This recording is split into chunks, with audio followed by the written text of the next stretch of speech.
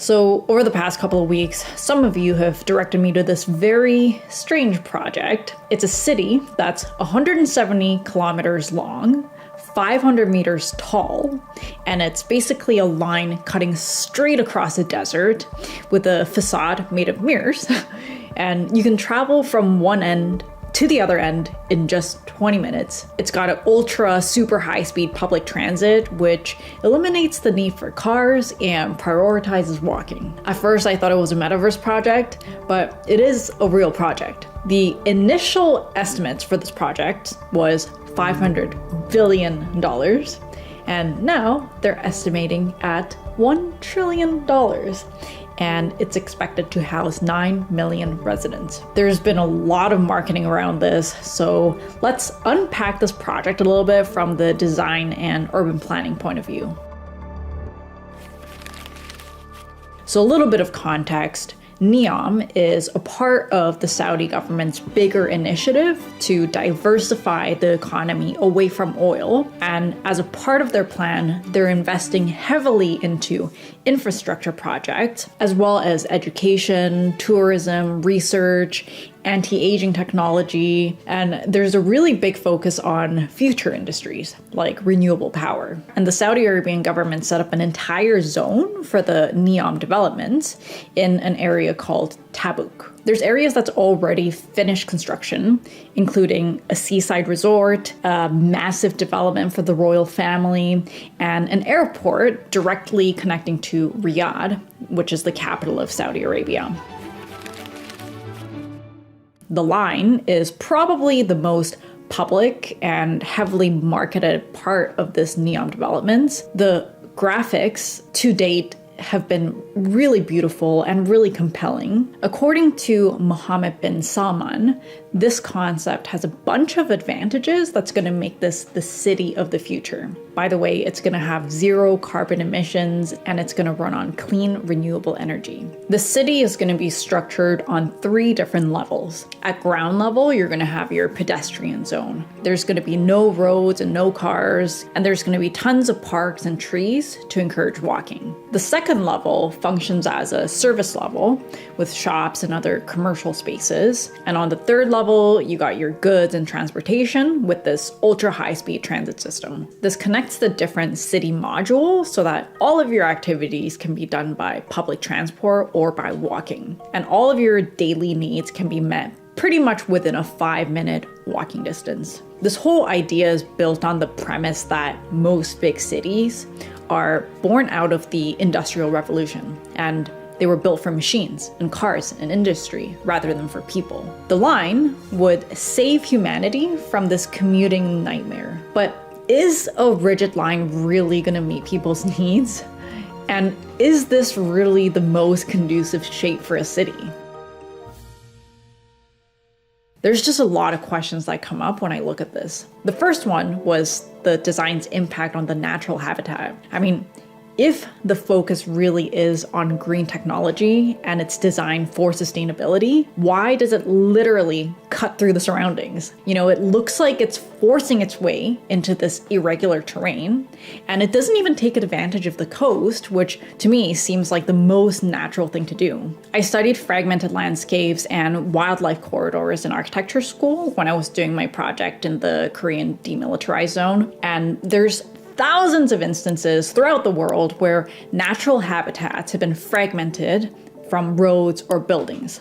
It stops animal migration, it kills off weaker animal species, it limits genetic diversity, it creates inbreeding, which creates genetic disorders. This is really just to name a few. And one of the things that humans can do to help these situations is to create these wildlife corridors. And honestly, I don't know if this was overlooked because the project is in a desert, but even within a desert, there's thousands of animals and plant species like lizards, snakes, turtles, sandcats, hares, like literally thousands. And I would assume, especially as you get closer to the water, you would have more animal species.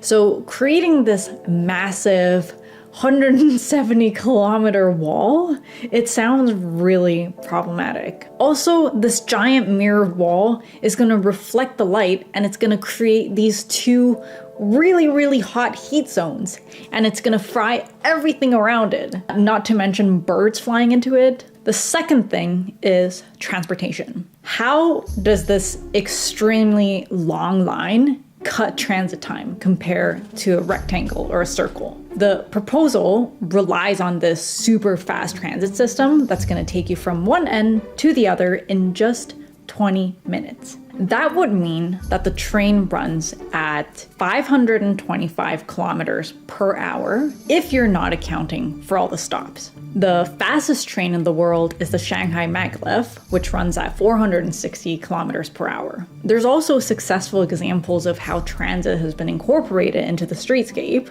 at the fraction of the cost of these bullet trains. I feel like this design and this concept of the line is creating unnecessary issues and trying to solve that issue with expensive technology. And I think design should provide the best organic solution, and we should use technology to improve on that. Also, organic cities, they grow. How is this line gonna allow for growth? Do you just keep extending the line, like adding more modules?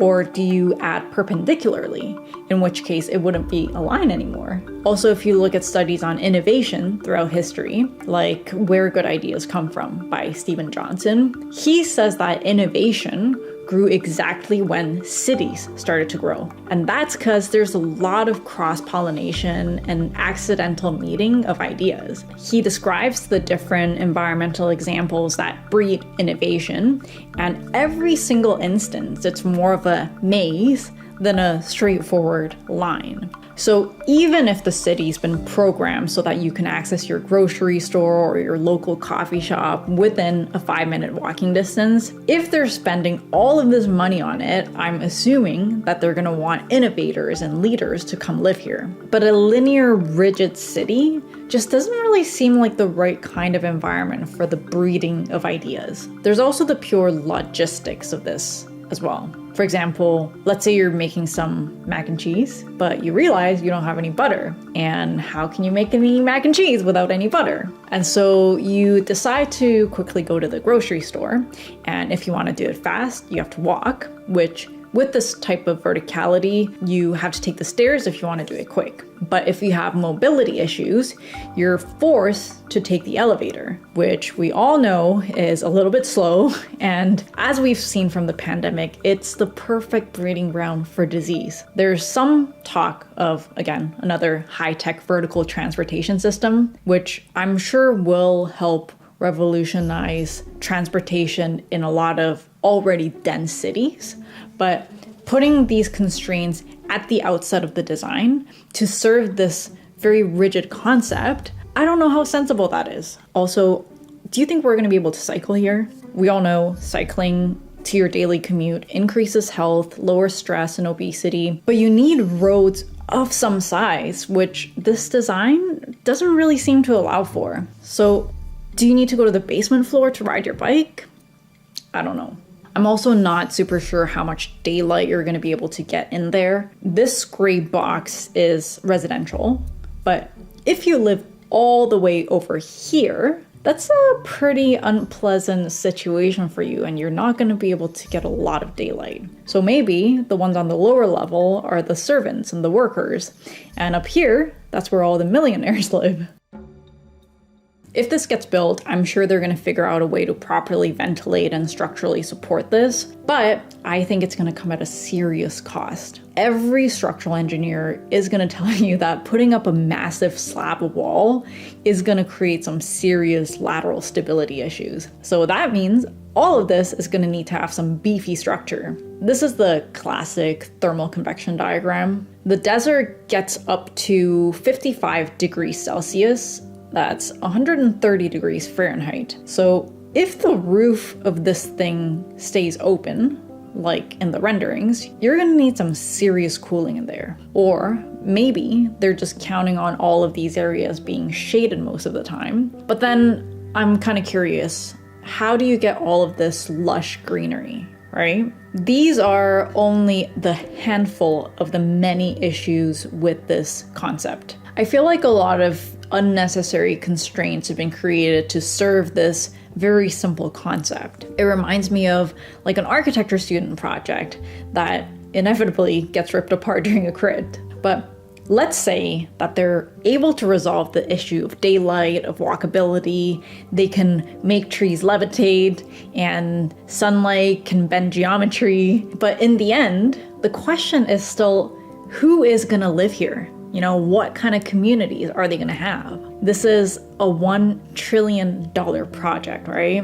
And they're estimating that it's going to cost even more because all of these technologies still have to be developed, and they're really trying to get the state of art for everything. The Saudi government is obviously not going to foot the bill for everything. You know, that's partially the whole point of this entire marketing campaign. It's to attract investors. In typical developments of this size, they're going to phase it so that the profits from the first phase can fund the second phase, and the second to the third, and so on and so forth. But that would lead to old and new sections. And with typical master plans, these sections are designed very strategically so that the first phase, you know, even if it's a standalone, can be a livable and pleasant community. But with just a couple of strips of the line, which is the old section and which is the new section, and can it even function as a strip on its own? The idea of a massive city is really cool,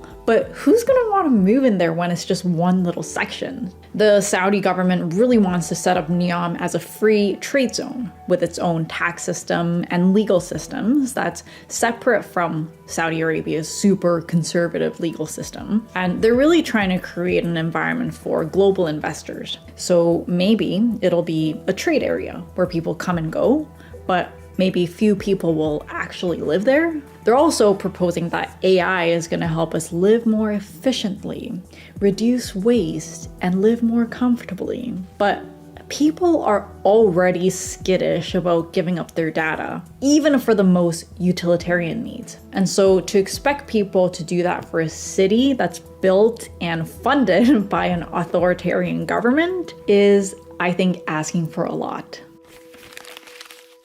I have no doubt that this project is going to push the boundaries of technology. They're already making some really, really interesting advancements in desalination technology, but building a city from scratch instead of solving the existing problems is, in my opinion, the antithesis of sustainability. Many parts of Saudi Arabia don't even have a proper sewer system. The country's already full of failed or abandoned projects. And I think they need to be spending this money on improving the existing infrastructure and improving the lives of the people who already live there, you know, if sustainability and creating a better future really is their goal. What's also missing from their marketing campaigns is that there's thousands of people already living in this area. There's a tribal community that's been there for centuries, and Neom is displacing thousands of tribal members. And I think that brings us to the whole ethics behind all this. It is true that Mohammed bin Salman is making a lot of social and cultural progress in Saudi Arabia, especially for women. Since 2018, women were allowed to drive. In 2019, they were allowed to apply for passports, meaning they could travel without a male guardian. And they're also requiring equal pay for women for equal work. And, you know, before that, women got about half of what men were getting paid for the same type of work. And all of these reforms are a huge step for women's rights. But the truth of the matter is nobody can criticize the prince or his policies. You guys might have heard of the murder of Jamal Khashoggi, who was a Saudi Arabian journalist who was critical of the prince and his policies. He was actually dismembered and murdered in Istanbul. And CIA reports found that Mohammed bin Salman, although he denies it, is the one who ordered the killing. He's also been responsible for some serious human rights violations, including the arrest of a massive number of political activists throughout the country. In this project as well, there's been zero consultation of people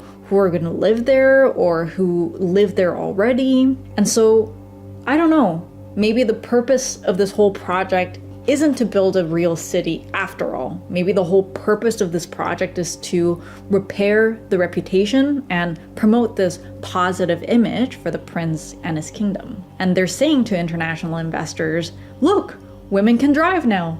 You can wear what you want. We're open for business. I don't want to get too bogged down into the politics here, but I think this is an interesting point to end the video. Architecture has been used throughout history to promote a political agenda, and the simpler the idea, the better. Especially today, with political messaging being delivered right to our fingertips as beautiful images and these grand utopian visions. It's really hard to distinguish what's what. It really makes me wonder, what is our role in this? I remember taking a course on ethics in architecture, and this architect, Carl Sapers, he outlined the ethical obligations of an architect. The architect has the obligation to, number one, make sufficient income to support the architect and his or her family. Number two, he has the responsibility to the sometimes conflicting requirements of serving the client. And number three, to the sometimes preceding and competing interest of serving the public. And number four, he has the responsibility to have devotion to the art of architecture. The second and third are actually outlined in the AIA or AIBC Code of Ethics, and not all of these points are equal. If there's a conflict between any of these points, you have to put the client's interests over your own, and you have to put the public's interests over yours or the client's. What is the architect's responsibility when they're asked to come up with a concept like this?